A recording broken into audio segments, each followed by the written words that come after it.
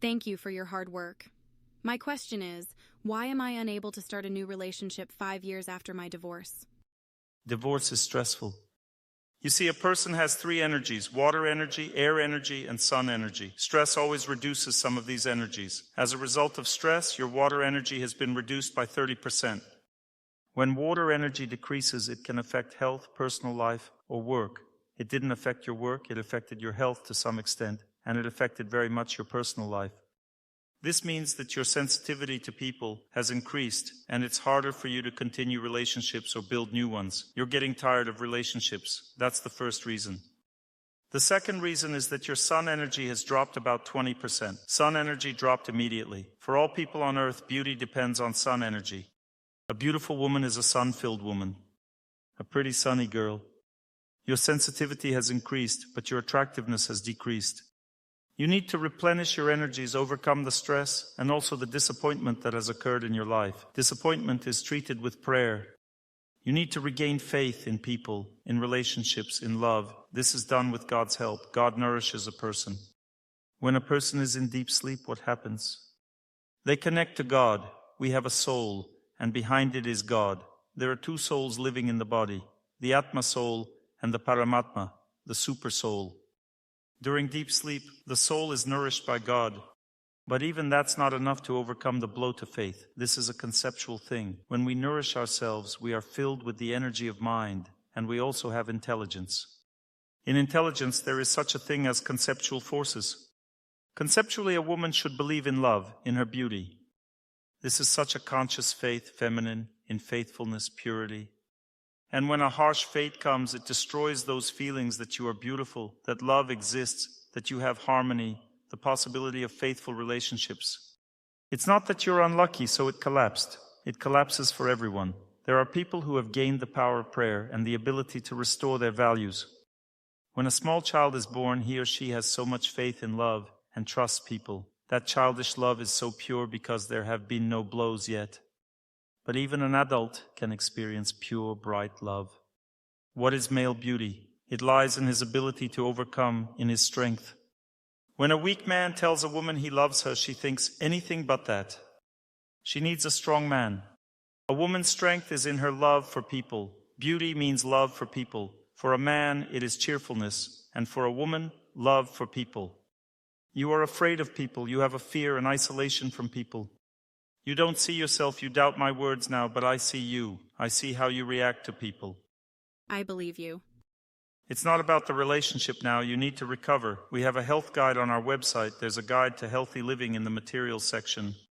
How to fill yourself with energies, healing practices, sitting in water, doing static exercises, filling ourselves with water energy, doing fasting, being in the sun, getting enough solar energy. You live in Sochi after all. We fill ourselves with solar energy, become cheerful, beautiful. And that's it. And we knock men off their feet. Choose unmarried guys and knock them off their feet. You are strong. A woman's strength is in her beauty. Now, you don't have a situation where you shouldn't get married. That doesn't exist. Some people might think you've been jinxed or cursed, and that's why you can't get married. That's how some people simplify the situation. Overcome your fate. Nothing will happen on its own now. If you don't do anything, you'll remain alone. No strength, no life. Stress destroys a person's strength, and then some people's lives mess up. If stress has affected health, it damages health. If stress has affected personal life, it damages personal life. If it has affected work, it damages work. Is it normal for a person to live in submission to fate? Fate took a little bit of a hit, and the person rolled downhill. Is it normal to live like that? You need to learn to be resilient. When I was young, I used to go to discos a lot. I always tried to find meaning in everything, and there was a song, get up, don't lose heart. You need to rise up against it. You're living by inertia. You're moving through inertia, but you're living in your life situation. You need to learn how to recover. Even a horse understands that if you fall down, you need to get up or you die. A horse, if it cannot stand up, it dies. Get up, rise against the condition you're in. And everything's going to be fine for you. You've stayed in it too long. You don't know how to recover. Prayer, healing practices, good people will help you recover. Do you have friends? Not anymore. My best friend moved away. Your friend moved away? Well, stand up. Stand up. Why are you sitting there? Turn around in the auditorium. Who wants to be friends with this lady? Everyone give her your phone numbers right now. You see, she needs friends. She's short on energy. Let's help her. You help her, and God will help you. Sit down. Come up. Give her your phone numbers. Everyone who raised their hands. I got you all memorized. She needs a friend's help in communication, good people. You came to a lecture, all got together and made friends. You are all the same. You're all listening to lectures, working on yourselves. You all need to get to know each other. The more people you know, the stronger your life is. Do you know that? How many friends does it take to find you a husband in a month? What's better when you met a man on the street or when a friend found him? It's better when a friend finds him. It's a predictable person, not a UFO. Everything is clear with him. And if you met somewhere on the street, that's an unidentified flying object. Where did he fly there? How many friends do you need to find someone in a month? About 50, 60, approximately that number, and they will find you a husband in a month. Pi number for finding a husband. You meet people, make acquaintances, make good friendships, and tell them you need a husband.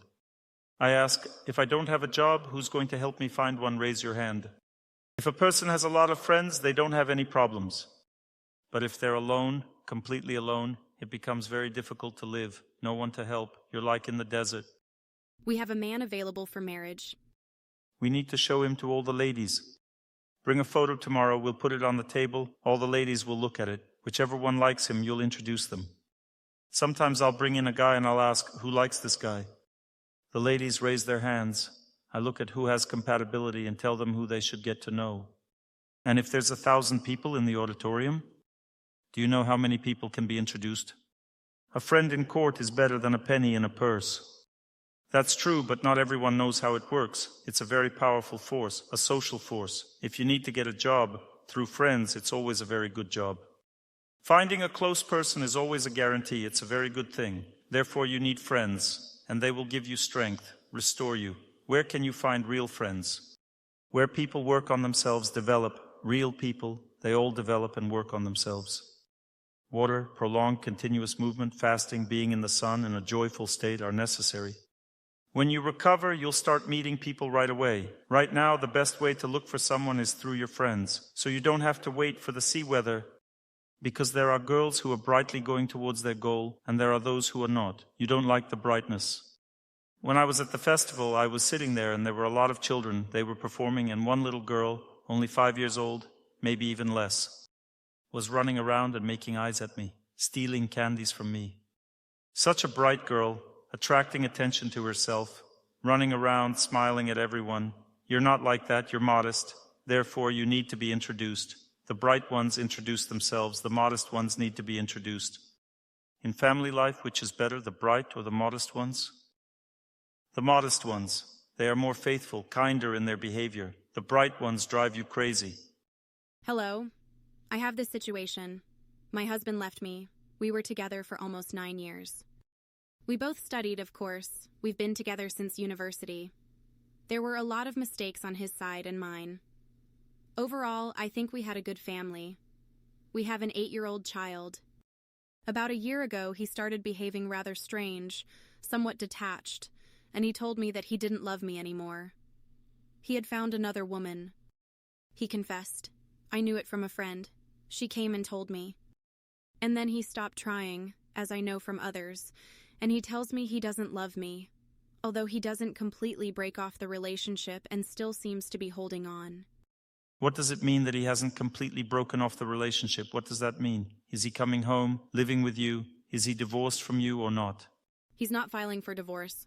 Does he communicate with you? Does he live with you? He comes up on the weekends to see the child. Do you feed him? Does he eat at your house? Yes. Good. I order food, I cook myself. If you order food, it won't work. You need to cook it yourself and feed him. You need to feed him regularly. When we were running at the festival, a dog followed us on the street. It ran with us all the way to our building and then waited for us. We started feeding it. It just sat there and waited. Then when we went running again, it started running with us again. Do you think there's any difference with men? I know one girl who worked with us. When we had spiritual festivals, we would gather together, and she always made very delicious candies for those celebrations. One young man really liked these candies. After that, it was just a matter of technique. I wanted to be together. I was in a very bad state. I went to shamans, to church, made rituals. I see scarlet bunches of rowan berries. I see her house number 1. I see a garden with a bench at the gate, the town where fate awaits you. Should I just cook for him and he will gradually come back? Among other things, cook. Treat him kindly. There's a war going on between you and that girl. That girl doesn't need him. She doesn't need him, but he still loves her. He doesn't love her as much now. He's slowly cooling down, but he doesn't know because he has tasted something that attracts him more than your flavor. He is a weak person. Remember, all women, if you are not practicing spiritual activities at home, if you don't have icons at home, if you're not connecting to God, you're not connecting your loved ones with God. Your beauty fades with age and the other girls around you get younger, that's all. A man can marry someone 20 years younger, no problem. You have no protection. The only protection is God. God is conscience in the heart of a person. When conscience is active in the family, the husband won't leave.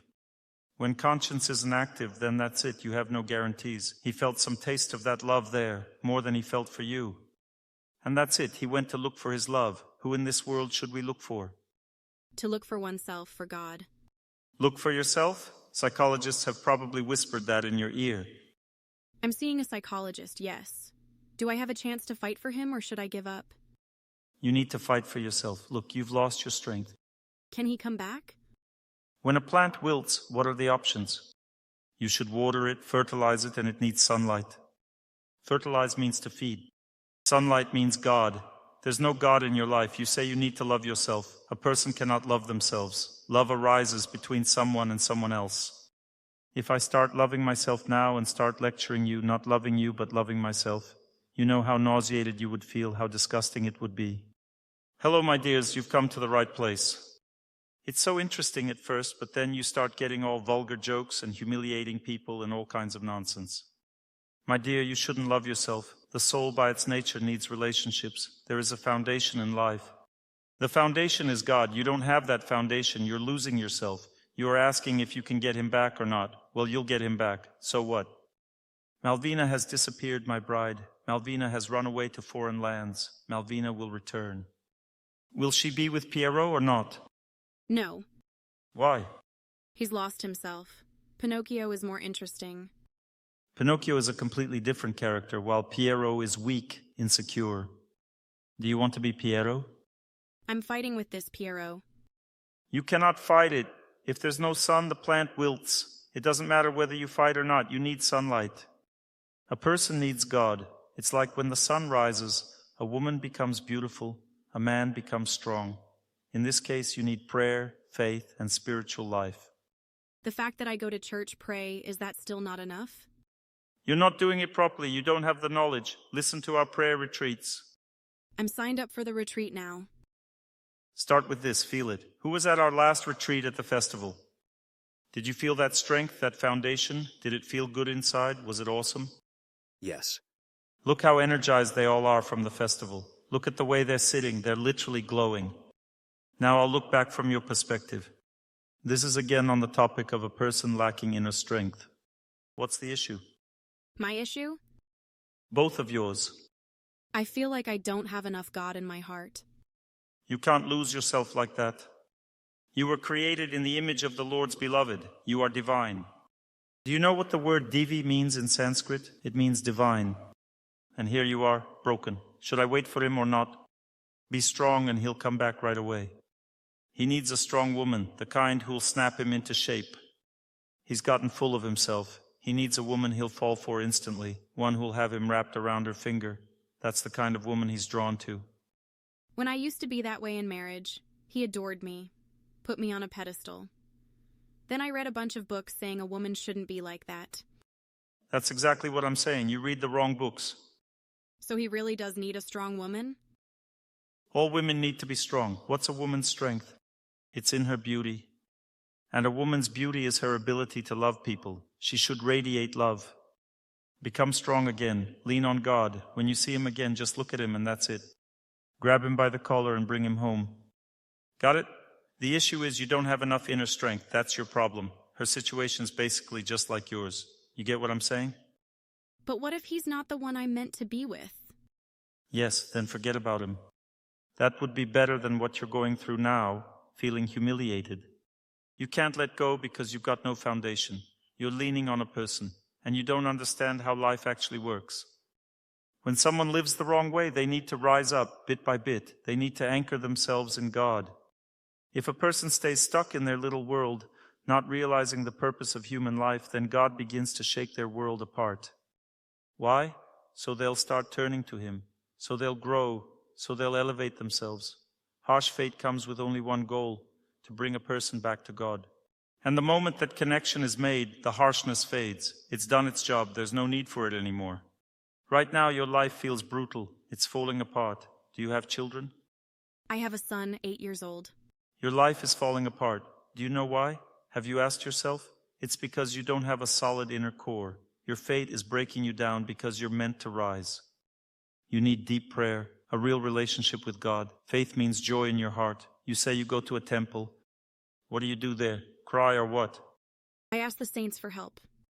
God, give me my husband back. That's not prayer. Prayer means glorifying God. You don't yet understand what real prayer is. Prayer means forgetting yourself and praising God. That's it. Forgetting yourself, praising Him. And He enters your heart and fills it with light. Your heart is missing sunlight. You need to come back to life. You are divine. Do you know that? In what sense? Literally. Do you know that or not? No. You don't, but I do. I know you are divine, you just don't realize it. If you did, you'd be glowing right now. You traded God for a man who walked away from you. You're dishonoring yourself and God. Rise above it. Find your strength again. Stand on holiness. I recently watched a movie about 4 little kids who saw angels, and later the Virgin Mary began appearing to them. You know what was special about that movie? It wasn't actors, it was real, a documentary. They filmed the actual kids, and you could see them go into trance right in the moment they were seeing the angels. I tuned into their state during one of my retreats, 2 retreats ago, and I actually saw the angels myself right in the sky. I simply tuned into those kids, felt their experience, and the connection came. When someone sees the divine, you can align with them and see it too. Even if it's a child, if they're connected, you can feel it too. That divine power is real. I feel it right now. I feel it right this moment. Do you see it? No, and that's the whole problem. You're locked in on yourself. All your thoughts are about your life, your pain. Me, help me. You need to shift your focus. Do you have close friends? Yes, of course. Do they work on themselves? Do they pray? No. Then those aren't real friends. That's just people to pass the time with. Real friends are the ones who grow, who work on themselves, who fight to change their fate. The rest is just a chat. It's not real friendship. Your real friends are here in this room. Find them here. I have one good acquaintance. That woman will help you. I can see her. She will help you. You can see her? Yes, she's older than you. She's 6 years older. We live near each other. Do you think I should go with her to Optina Monastery? Yes, if that thought came to you, it means you should go. Do you like Optina Monastery? I've never been, but she goes there all the time. Then go. See it through her eyes. So, it's not really about my husband? Exactly. If you start truly believing in God, your chances of getting Him back go up by 35% right away. Right now, it's about 55% that He'll come back, 45% that He won't. It's actually hard for Him not to come back. He doesn't believe in God either. He puts his faith in women. And in that mindset, he won't be able to build anything real. I don't even see this as a relationship problem. It's your problem. If you don't rebuild yourself from the inside out, he's not coming back. You'll both just stay stuck, floating in limbo. You've got to rise. Get strong. You're smiling now. That's a good start. Keep going. Don't go to a psychologist. Go to a priest. Go to a spiritual teacher. Don't waste your time with psychologists. They don't know how to help you overcome fate. They'll tell you to find yourself or make friends with yourself. That's not real knowledge. The soul can only truly find itself in relationships. When we're in uplifting, meaningful relationships, the soul grows. The soul is like a mirror by nature. Whatever it reflects, that's what it becomes. If it reflects God, it becomes divine. But if it reflects the person who left you, it starts to rot. Imagine spending all day thinking about the person who abandoned you, betrayed you. What does that do to you? You need to attach yourself to those who love you. If you don't, that's spiritual stinginess. And you start to give off that energy. Imagine having 100 friends who care about you, adore you, and one person who doesn't. Who are you going to focus on? If you focus on the people who love you, raise your hand. That means you're a generous person. If you focus on the one who doesn't, well, you don't need to raise your hand. If you keep thinking about that one person who doesn't love you, that's stinginess of the heart. You're giving all your energy to the one who left you instead of the many who care. Why do that? Focus on those who love you. Let that make you happy. Stop clinging to someone who doesn't want to be close. One last question. Do I even have a chance of building a deep, real relationship with this man, or is he just not capable of that? Right now, he doesn't understand what real happiness is, but people can grow. He doesn't have that knowledge yet, but none of us do at first.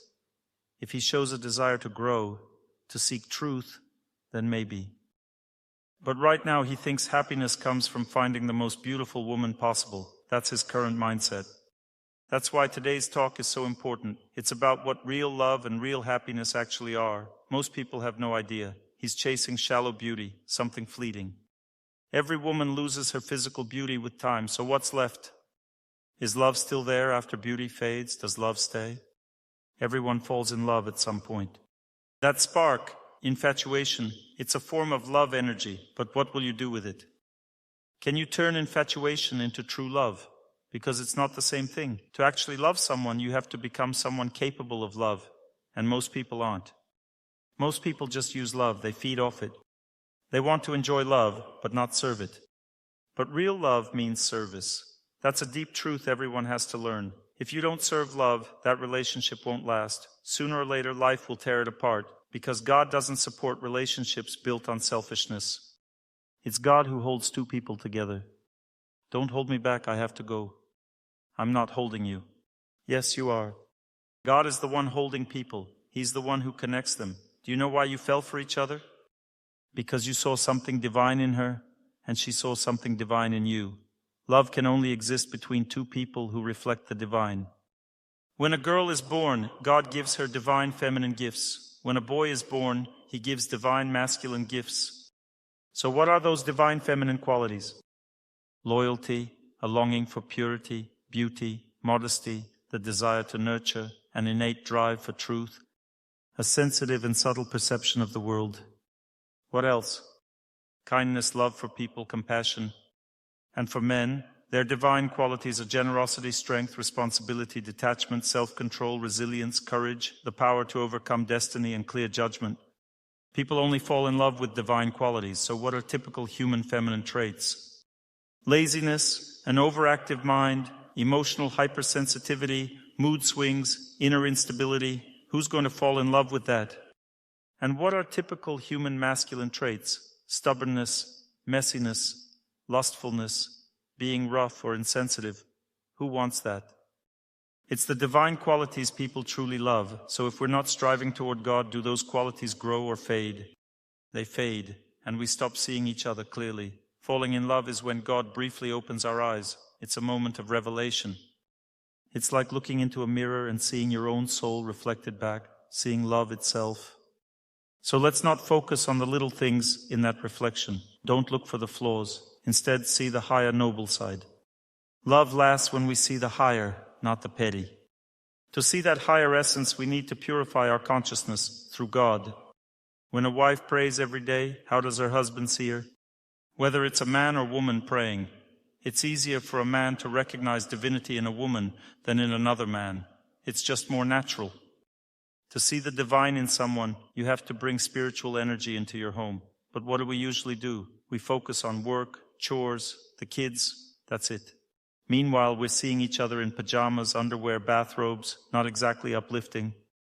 You can't expect to rise above it all and suddenly say, I love you, while both of you are stuck in that kind of energy. That's not how love works. People fall in love with strength, with something elevated. A family needs spiritual practice. If you bring that into your home, everything changes. If he responds well to it, if he's open to something deeper, then there's a chance he'll stay. But if he's not interested at all, if he doesn't want to grow, most likely he won't stay. The love will just burn out. Love has to stay alive. It has to burn. And for that, your relationship needs to be clean, pure, full of light. It also needs loyalty. Right now, he's betrayed you. That's why it's so hard to be around him. When someone betrays you, the divine disappears. What's left is filth. You can't sleep with filth. You can't live next to it. Love needs purity. Without purity, love can't survive. But over time, a person can be purified. He might come to regret what he's done. Still, you don't really have a choice. Right now, your task is to pray, to grow spiritually, to try and bring him back. That's your duty. But you also need to set a limit. If a year goes by and he still hasn't returned, you need to draw the line. You can't lose yourself. You can't spend your life waiting on someone who betrayed you. So if it'll be a year in August, should I wait until then? Give him a deadline. You can't wait around forever. Maybe one day he will want to come back, and by then you'll be with someone else. That's life. Sometimes the train has already left the station. And when it's gone, it's gone. Like he's running down the platform after it. Once again you left me on that last train out, and here I am, walking the tracks alone, like always.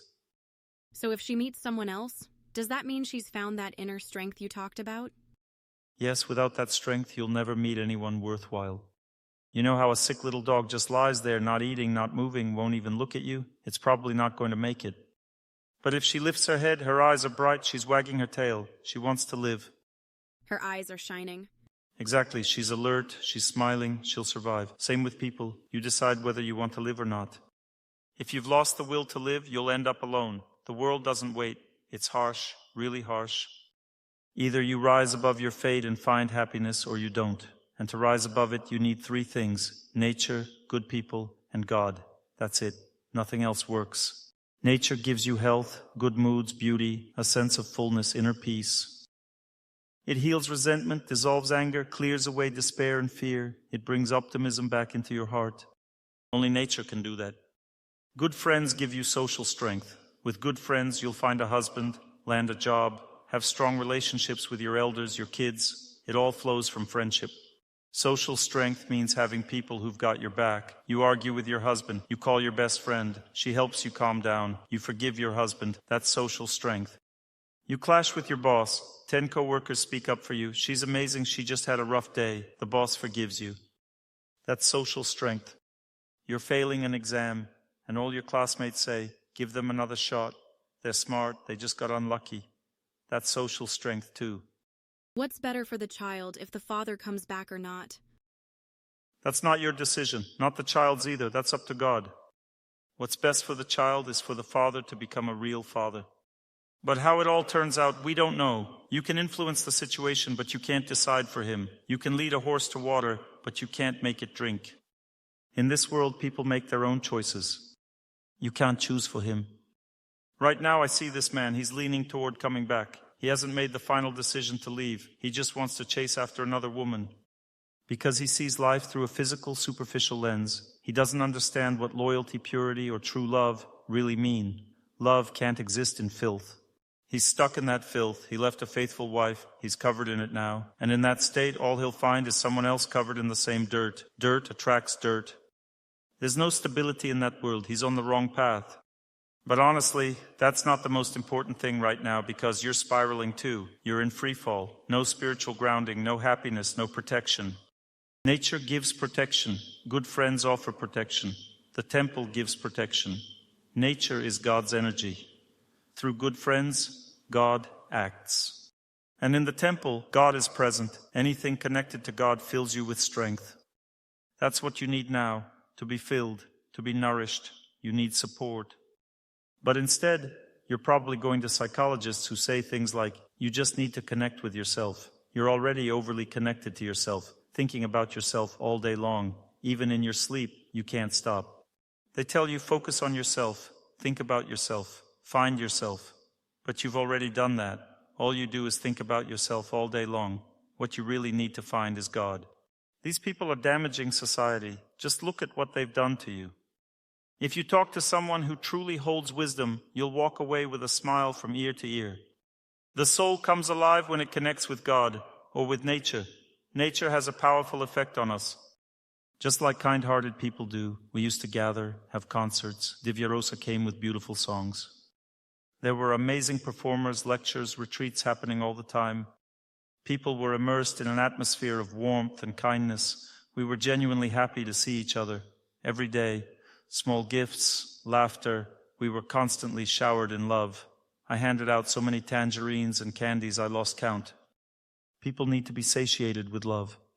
You're lacking that. You need girlfriends, you need nature, you need the temple, you need God. Thank you.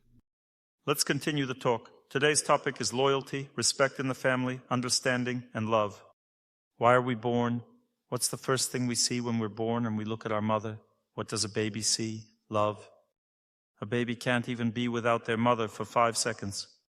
The second mom steps away, they cry. Just 5 seconds and it's already too much. But when she's there, they smile, they're content, they nurse, they're filled.